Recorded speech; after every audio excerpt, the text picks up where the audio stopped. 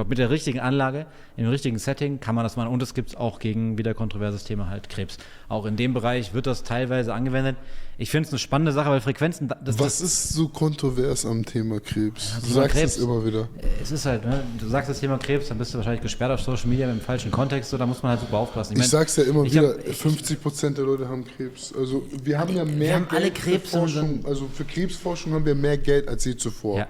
Warum, Fabian, als ehemaliger Mediziner, warum haben wir mehr Krebs als je zuvor? Ich mein, weil wir mehr Geld zur Verfügung haben.